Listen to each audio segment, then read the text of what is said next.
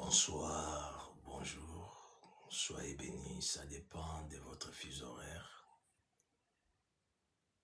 Nous sommes très émis, très heureux d'être parmi vous une fois de plus ce matin.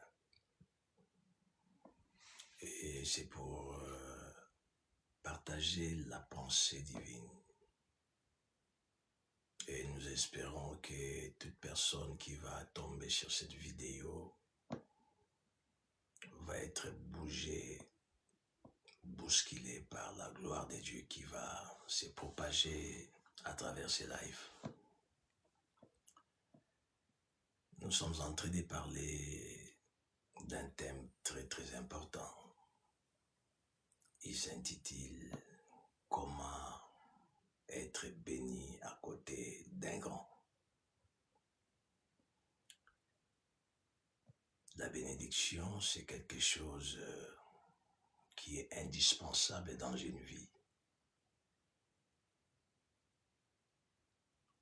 Bénédiction qui veut dire bien-être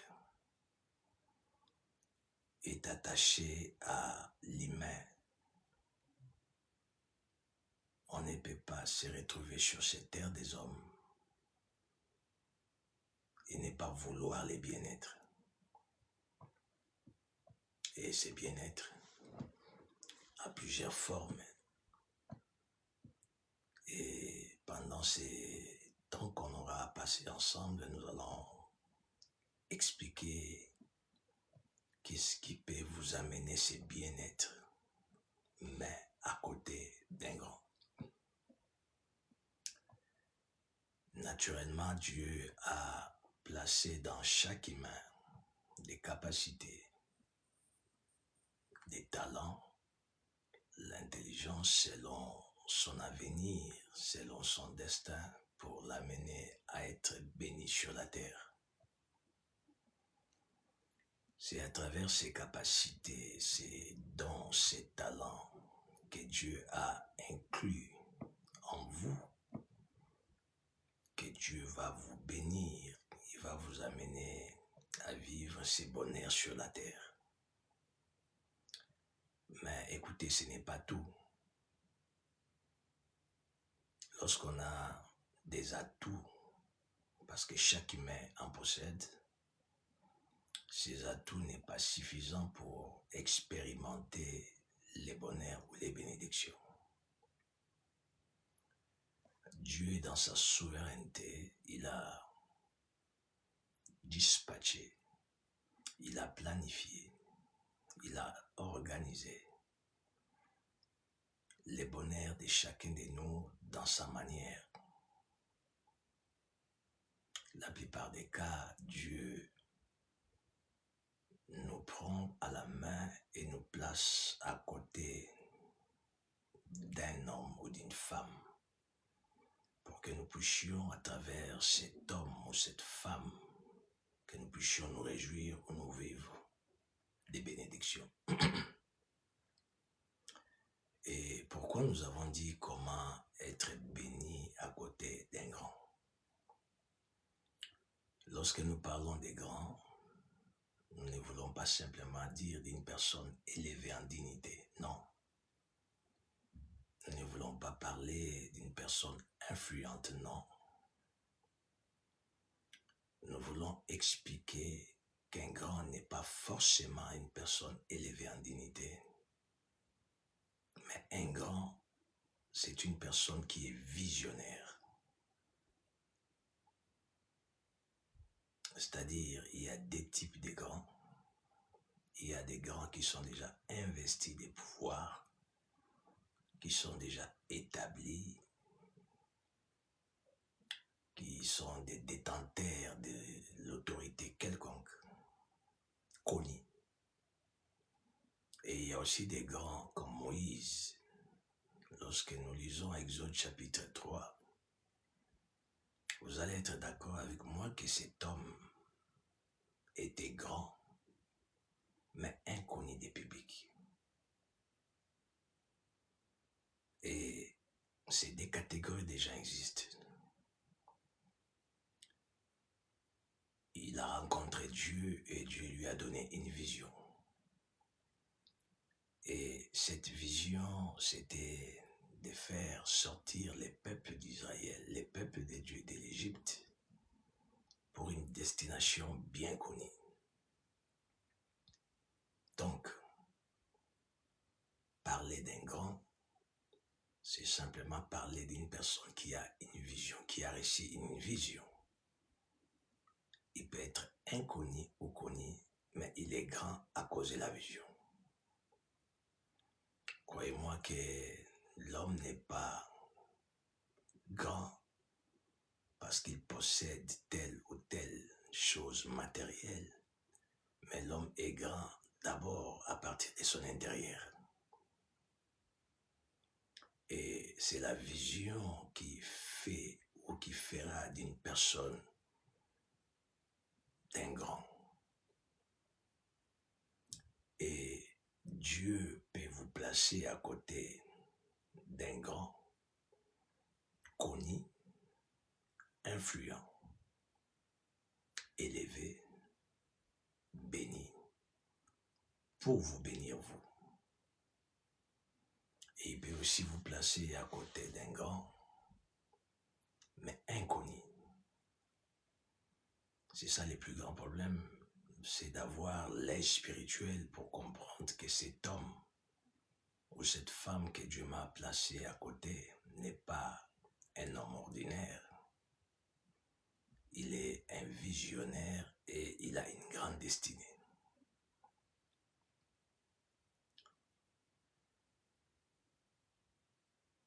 Pourquoi Dieu vous place à côté d'une personne, d'un grand, pour vous bénir? En fait, une destinée est attachée toujours à plusieurs autres destinées. Retenez ça. Il n'y a pas une vie sur cette terre qui est isolée, non. Chaque vie est liée et attachée à plusieurs autres vies. Plusieurs autres vies. Nos parents, nous sommes leurs fils, leurs filles aujourd'hui. Parce que nos vies étaient attachées au leur. C'est pareil avec le monde des bénédictions. Dieu, dans sa souveraineté, il prend votre vie, vos bénédictions, tout ce qui est de vous, des biens, il va les placer dans une autre vie, dans une vie d'une personne que vous connaissez ou vous ne connaissez pas, mais que Dieu, dans sa souveraineté, créera cette rencontre afin que vous puissiez vous rencontrer avec cet homme ou cette femme physiquement, ou aujourd'hui comme il y a les réseaux sociaux, dans les réseaux comme ça, afin que vous puissiez vivre les bonheurs sur la terre. N'oubliez pas que les Écritures disent, Dieu appelle un oiseau de l'Orient, un homme d'une terre lointaine pour venir accomplir sa volonté. Donc Dieu n'a pas besoin de se choisir quelqu'un tout autour de vous pour vous amener à être heureux sur la terre. Il a des capacités, il a tous les moyens possibles pour se choisir quelqu'un de très loin. Vous allez vous souvenir avec moi, lorsque Dieu a rencontré Moïse, son frère Aaron n'était pas avec lui. Mais parce que Dieu avait donné une vision à Moïse, et dans la souveraineté de Dieu, il dit à Moïse, voici ton frère Aaron lui-même vient vers toi. C'est-à-dire des destinées liées sur la terre. Dieu, dans sa souveraineté, organise des rapprochements des destinées. Retenez bien la phrase. Dieu, dans sa souveraineté, il organise, comme la parole est dit dans la Bible, il appelle un oiseau de l'Orient, un homme d'une terre lointaine pour venir accomplir sa volonté dans sa manière de procéder, dans toutes ses capacités divines, il va ramener quelqu'un qui a vos bénédictions de très loin, il va les rapprocher vers vous. Et cet homme peut avoir une apparence faible ou il peut avoir une apparence forte. Dans votre vie, ne soyez pas des personnes émotionnelles, des personnes charnelles qui ne voient que par le physique ou l'extérieur. Soyez en communion avec le Saint-Esprit pour que vous puissiez découvrir ce qui est caché dans l'homme. Cela veut dire ce qui n'est pas encore visible, ce qui n'est pas encore palpable, ce qui n'est pas encore connu. Que vous ayez cette sensibilité spirituelle, afin que vous puissiez découvrir cet homme ou cette femme que Dieu a ramené vers vous, ou que Dieu vous a ramené vers lui ou vers elle, afin que vous puissiez vivre les bonheurs sur la terre. Plusieurs personnes, Dieu a créé ces rencontres en les ramenant vers tel ou tel individu qui était un porteur de bénédictions pour lui ou pour elle, mais parce qu'il n'était pas spirituel, il était insensible, charnel. Plusieurs ont loupé des opportunités divines comme ça. J'aimerais dire à quelqu'un ce matin que Dieu est un grand metteur en scène. Il dit dans sa parole, mes pensées ne sont pas les vôtres, mes voix ne sont pas les vôtres. De la même manière, les ciels se séparent et éloignés de la terre. De la même manière, mes pensées sont éloignées des vôtres et mes voix pareilles. Je vais confirmer à quelqu'un ce soir que vos bénédictions est synchronisée dans un corps, dans une vie que vous ne connaissez peut-être pas. C'est pourquoi le thème de ce matin, nous avons intitulé « Comment être béni à côté d'un grand ». Si Dieu vous place à côté d'un grand, si Dieu vous place à côté d'un visionnaire, c'est une grâce. Ne sous-estimez pas une personne auquel Dieu vous a amené vers elle. Ne sous-estimez pas une personne auquel Dieu l'a rapproché vers vous. Par contre, ce que je vais vous demander ce matin, de prier pour que Dieu éloigne sur votre chemin tout homme, toute femme que le diable cherche à envoyer vers vous pour compliquer votre avenir. C'est l'une des prières que vous devrez faire tous les jours. Que Dieu éloigne de vous les hommes, les femmes sataniques qui ont pour objectif maléfique de déranger ou de compliquer votre avenir. Et de ne pas oublier de prier pour que Dieu ramène vers vous des personnes par lesquelles il a planifié pour que vous puissiez vivre votre bénédiction sur la terre. C'est possible que Dieu vous place à côté d'un homme grand, c'est-à-dire un visionnaire. Écoutez, dans chaque vision, il y a une ou plusieurs missions. Cela veut dire, quand Dieu a rencontré Moïse pour lui donner la vision c'était quoi? La vision c'était faire sortir mon peuple pour les ramener à la terre promise. C'était la vision. Mais la mission de Moïse c'était quoi? Dieu va lui dire, toi va, fais sortir ces peuples. C'est-à-dire, il y avait une vision auquel Dieu s'était caché dedans. J'ai dit à quelqu'un ce matin, dans chaque vision divine, Dieu s'y cache pour manifester sa gloire. Aucune vision ne commence avec un plaire. Aucune vision ne commence avec le succès.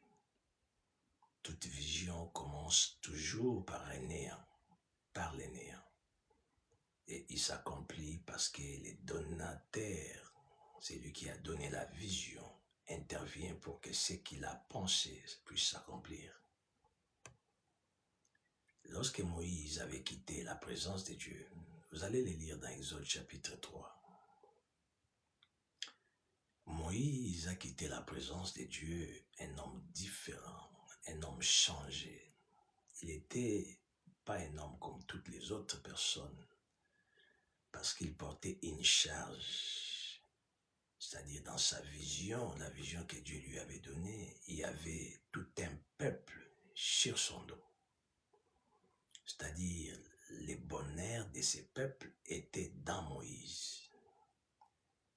L'arrêt des malheurs de ces peuples était dans Moïse. Dans chaque visionnaire, il y a ces deux choses. Il y a l'arrêt d'une souffrance de plusieurs et il y a le débit des bonheurs de plusieurs. Dans chaque visionnaire. Je ne parle pas des visionnaires inspirés par le diable, mais je suis en train de parler des personnes qui ont reçu des visions de Dieu. Ici, je ne fais pas allusion seulement aux ministres de Dieu. Je parle de toute catégorie de personnes qui ont reçu des visions pour le bonheur des gens. Ils ont une charge en eux.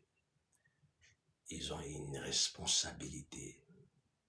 Pourquoi? Parce que le bonheur de plusieurs personnes se cache dans l'accomplissement de cette vision-là. C'est pourquoi Dieu, dans sa souveraineté, il organise pour qu'il rapproche des personnes, femmes et hommes, à côté des visionnaires, pour que leur souffrance puisse prendre fin, afin que les débits de leur bonheur commencent. C'est ça la responsabilité divine. Là, l'humain n'intervient pas, c'est Dieu lui-même qui est à l'œuvre. Mais le problème, c'est la personne que Dieu a rapprochée à côté de ses visionnaires. C'est là où se passe le nez du problème. L'homme ou la femme que Dieu a rapproché à côté de ses grands. Comment cet homme, comment cette femme peut-il s'en sortir? Peut-il être béni? Les premiers points. Si Dieu vous place à côté d'un visionnaire, nous pouvons lire cela dans les livres des 2 Rois, chapitre 5, le verset 20. Géasi, serviteur d'Élisée, homme de Dieu, s'est dit en lui-même, voici mon maître a ménagé Naaman, ce Syrien, en n'acceptant pas de sa main ce qu'il avait apporté. L'Éternel est vivant, je vais courir après lui et j'obtiendrai quelque chose. Et Géasi courut après Naaman. Naaman, les voyant courir après lui, descendit de son char pour aller à sa rencontre et dit, tout va-t-il bien? Il répondit, tout va bien. Mon maître m'envoie te dire, voici vient d'arriver chez moi des jeunes gens de la montagne d'Éphraïm, d'entre les fils des prophètes, dont pourrais-je te prier un talent d'argent et des vêtements de rechange. Naaman dit, consent à prendre des talents. Il les pressa et il serra des talents d'argent dans des sacs, donna des habits de rechange et les fit porter devant Géasi par des de ses serviteurs. Les premiers points, lorsque Dieu vous place à côté d'un visionnaire, à côté d'un grand, ne commettez jamais l'erreur qu'avait commis Géasi. Je vais répéter quelque chose que je venais de dire il n'y a pas très longtemps. Dieu vous placer à côté d'un visionnaire, c'est une grâce. Ce n'est pas anodin que Dieu vous prend et vous place à côté d'un homme élevé, à côté d'un homme influent, à côté d'un homme connu, ou soit un homme inconnu, mais qui a une vision qui doit s'accomplir demain. C'est pas anodin. Ne négligez pas cette rencontre. La rencontre que Dieu crée, cette circonstance organisée par le ciel pour vous amener à côté d'un visionnaire. Ne la négligez jamais. Le deuxième point, pour être béni à côté d'un grand, pour être béni à côté d'un visionnaire. Le deuxième point, ne soyez jamais tenté par les matériels. C'est vrai, la plupart des bénédictions, d'abord les bénédictions commencent spirituellement. La Bible dit, je souhaite à ce que vous prospérez à tous égards, comme prospère l'état de votre âme. La bénédiction a pour première catégorie, au premier point, c'est l'âme, la prospérité de l'âme. Et la seconde type de bénédiction, c'est le bien-être de la vie. Dieu vous place à côté des visionnaires, c'est pour que vous soyez bénis. Mais le diable cherchera à ce que vous puissiez louper cette bénédiction. Évitez de voir d'abord les intérêts à côté des visionnaires. Géasi a commis cette erreur grave et qui s'est payé cash. Le prophète Élisée a guéri le général Naaman de la lèpre et ce dernier lui a donné des présents, mais il n'a pas voulu les recevoir de sa main.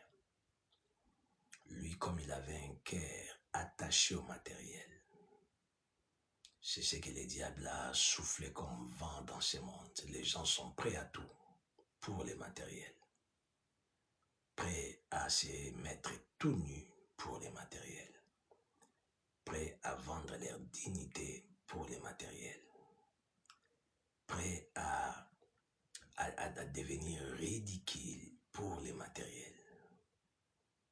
En fait, le diable a tellement élevé les matériels et les finances auxquels les gens n'ont plus de dignité.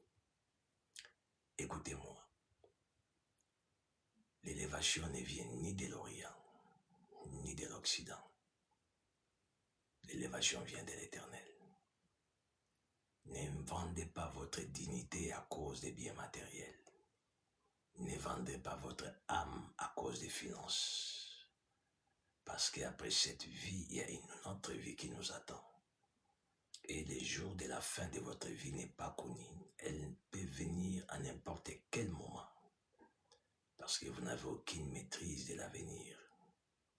Vous n'avez aucune maîtrise des événements. Tout peut arriver à n'importe quel moment. Et les Écritures disent que sert-il à un homme de gagner tout le monde s'il perdait son âme. Géasi était à côté du roi de Dieu. Il était à côté du prophète. Mais son cœur n'était pas guéri. Son cœur n'était pas circoncis. Son cœur n'était pas propre. Or, les Écritures disent, heureux ceux qui ont les cœurs purs, car ils verront Dieu. Priez pour la pureté de votre cœur. Priez pour que Dieu transforme votre cœur. Priez pour que votre cœur ne soit pas attaché à l'argent. Priez pour que votre cœur ne soit pas attaché au matériel. Priez pour que votre cœur ne soit pas sensible et influencé par l'élévation des succès. Sinon, vous risquerez de laisser la terre tôt parce que vous avez été séduit. Vous n'avez pas pu garder votre cœur. Et Géasi, malgré sa présence à côté d'Élisée, il va mentir à cet homme béni, à ce grand général qui était guéri par les prophètes Élisée. Et ce dernier va lui donner des présents. Et il prend ses présents, il va garder chez lui. Il revient comme s'il n'avait rien fait vers les prophètes. L'homme de Dieu avait l'œil ouvert pour voir tout ce qui était caché. Il lui pose la question, Géasi, d'où viens-tu? Et il va répondre de nulle part. Et l'homme de Dieu va lui dire, mon esprit n'était-il pas là lorsque ce général descendait de son char? Parce que tu as fait cela, la lèpre ne va pas quitter ta vie et toute ta famille. Cet homme que Dieu avait placé à côté du prophète pour être béni, au lieu de vivre la bénédiction, parce qu'il ne savait pas les principes, comment être béni à côté d'un visionnaire, à côté d'un grand. Voilà comment il avait loupé les bénédictions. À la place, il a eu la malédiction. Que l'argent, les matériels, ne soit pas un élément principal qui vous place, auquel vous imaginez avoir à côté d'un visionnaire. Le deuxième point. Genèse chapitre 9. Qu'est-ce que la parole de Dieu dit? Comment vivre à côté d'un grand ou comment vivre à côté d'un visionnaire? Genèse chapitre 9.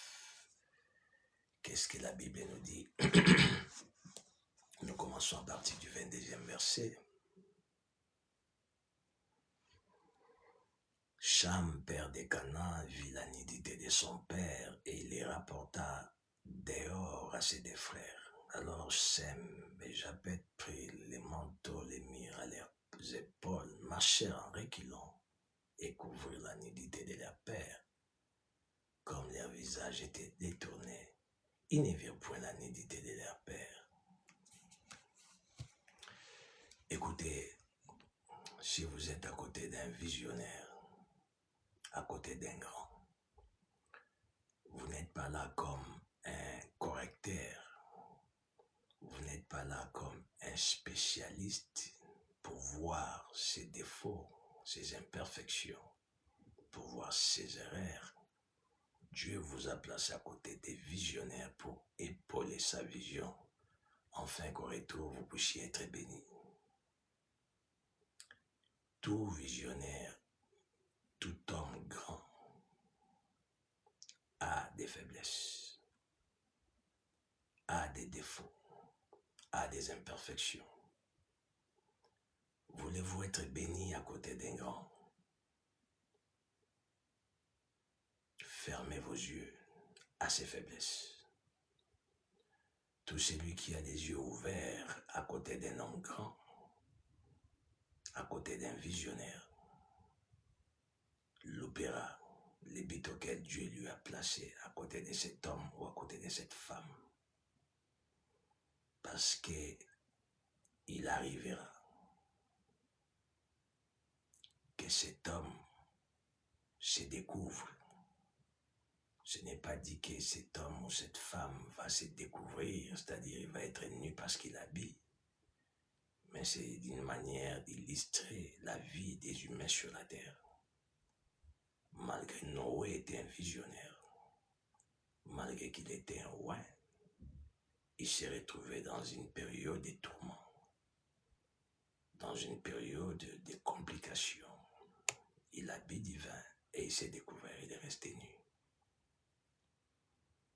Fermez vos yeux, ignorez les faiblesses de cet homme, de cette femme grande que Dieu a placé devant vous. Cet enfant rentre dans la tente, il voit son père nu. Il avait vu les plus grands problèmes, il avait des yeux pour voir la nudité de son père. Il était formellement interdit à un enfant de découvrir la nudité. Et il sort en dehors de la tente. Il va aller rencontrer ce qu'il avait vu.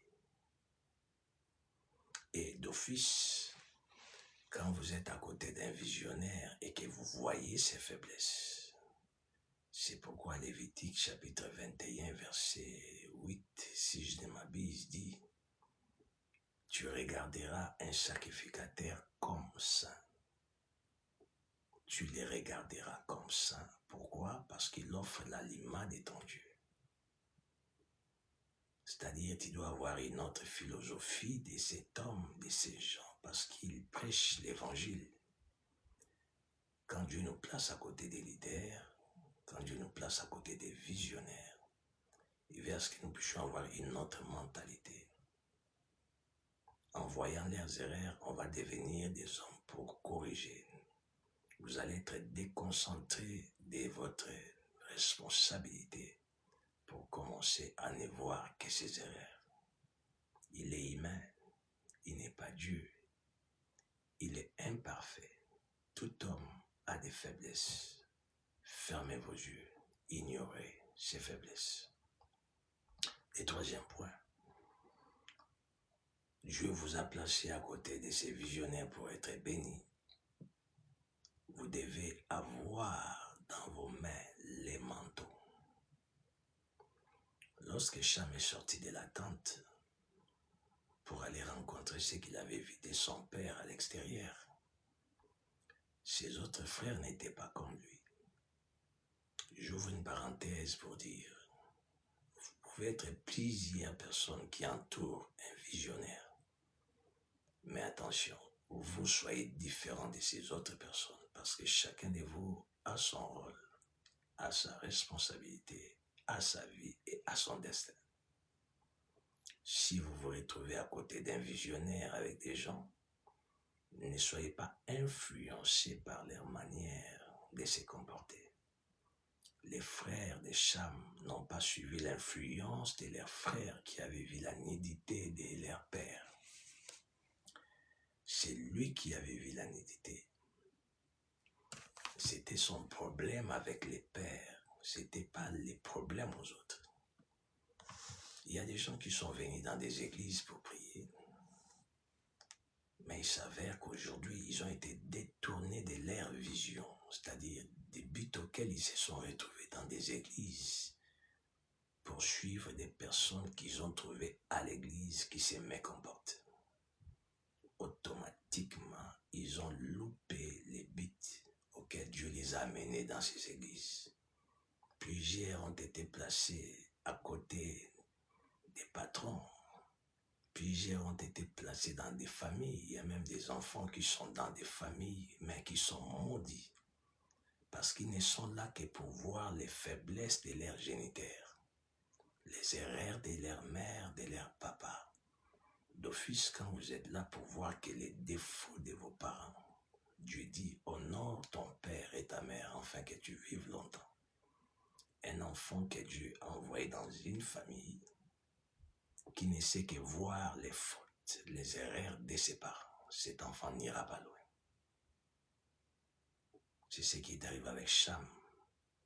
Heureusement pour ses frères, Japheth et autres, ils n'ont pas été influencés. Ne soyez pas influençables à côté d'un leader. Ne soyez pas influençables à côté d'un visionnaire. Ne suivez pas les mouvements des autres. Restez vous. Faites ce qui est bon pour vous, pour que vous puissiez ne pas louper les bénédictions, afin que vous puissiez bénéficier de la faveur de Dieu à côté de ces leaders. Ils n'étaient pas influencés. Ils avaient dans leurs mains les manteaux. On est à côté d'un leader, on doit avoir les manteaux sur sa main. Quand je parle du manteau, je ne vais pas parler du manteau pour se couvrir du froid, non. Je parle d'une certaine mentalité qui vous empêche de voir les erreurs des leaders, ses imperfections. Mais les manteaux vous servent à les couvrir dans ces erreurs. La Bible dit, les Écritures disent, celui qui veille sur un figuier en mangera les fruits. Dieu est juste. Couvrez les visionnaires que Dieu vous a placés à côté. Couvrez leurs erreurs, couvrez leurs fautes, couvrez leurs nudité. Ce sont des principes divins. Est-ce que c'était correct pour Noé de se découvrir ni dans sa tente aussi longtemps qu'il ne vivait pas tout seul? Il vivait avec ses enfants. Il pouvait se discipliner pour ne pas se découvrir, pour ne pas se déshabiller. Mais il ne s'est pas discipliné et Dieu ne l'a pas condamné non plus. C'est ce qui est tiquant. Il habille, il s'est déshabillé. Dieu ne lui a pas posé la question, pourquoi tu l'avais fait?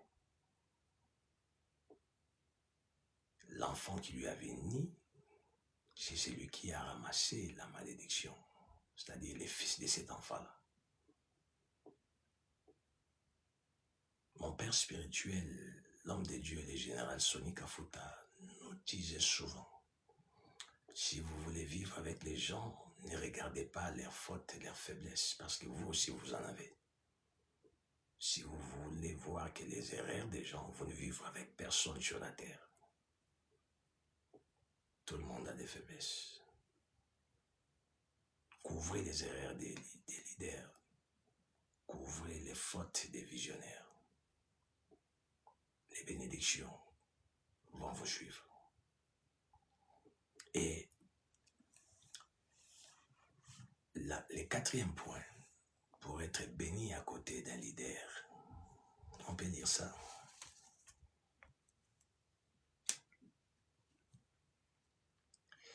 Qu'est-ce que la Bible nous dit?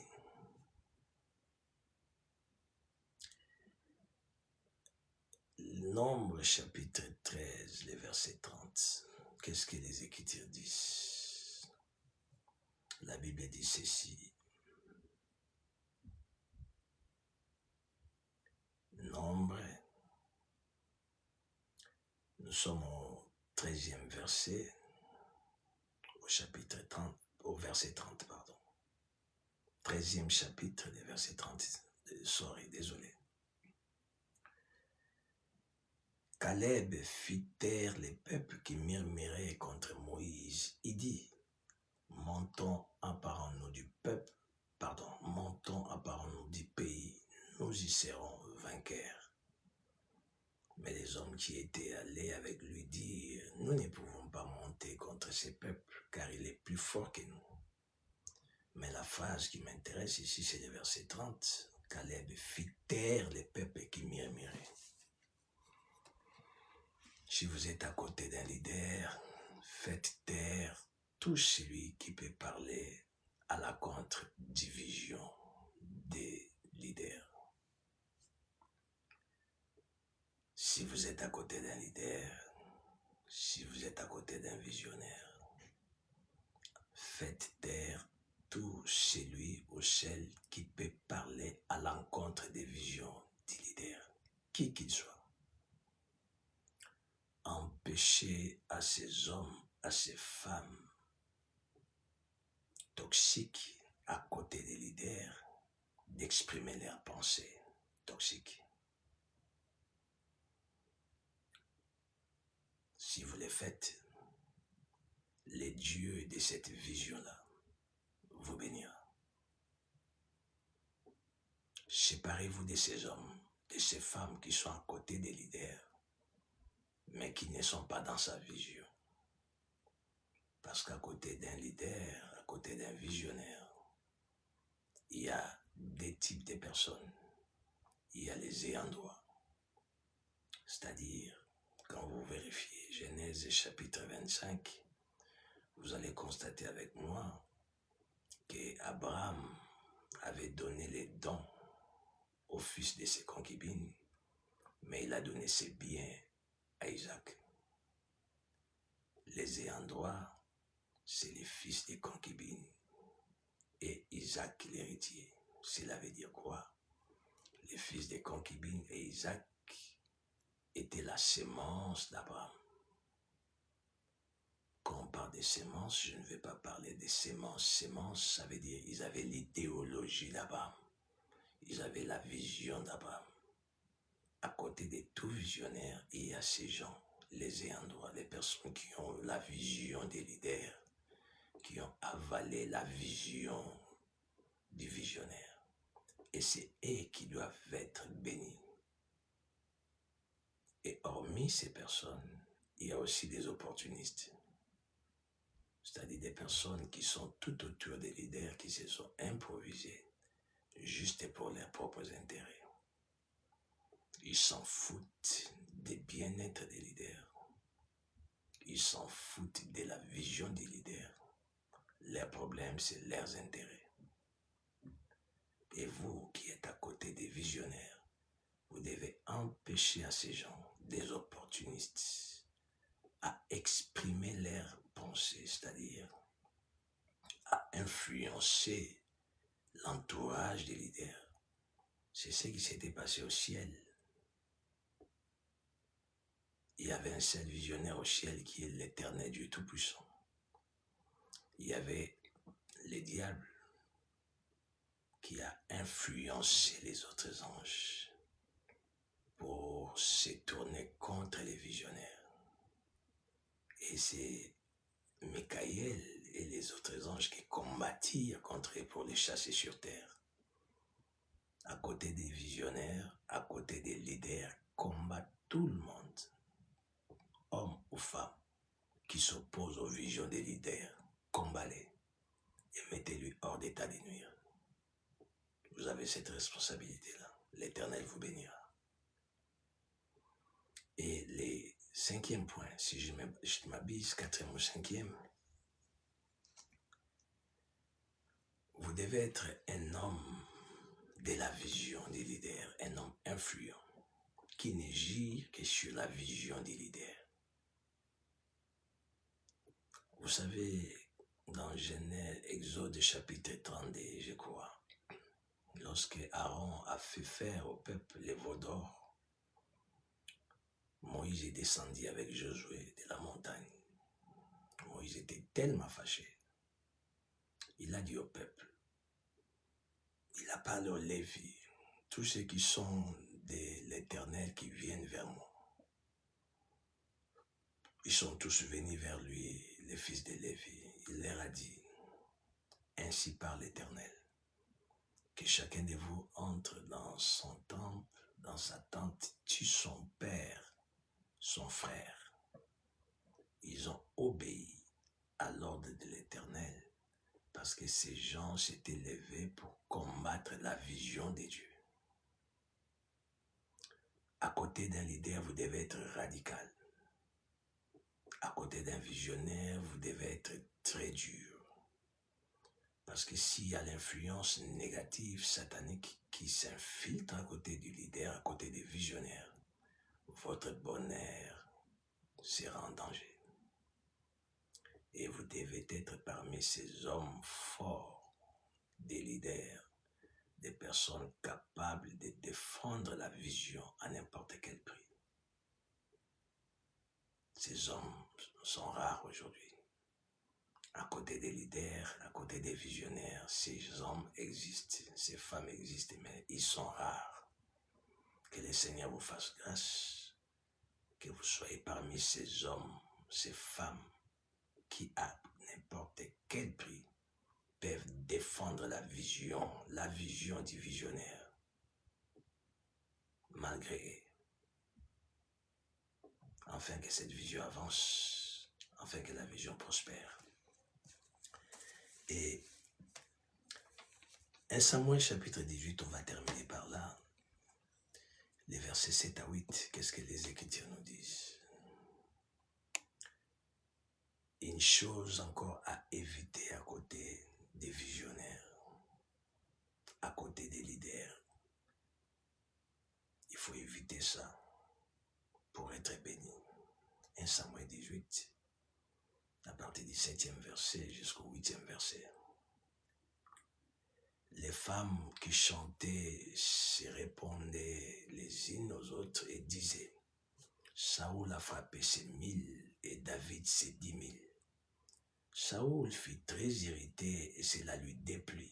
Il dit, on en donne 10 000 à David et c'est à moi que l'on donne les 1000. Il ne lui manque plus que la royauté.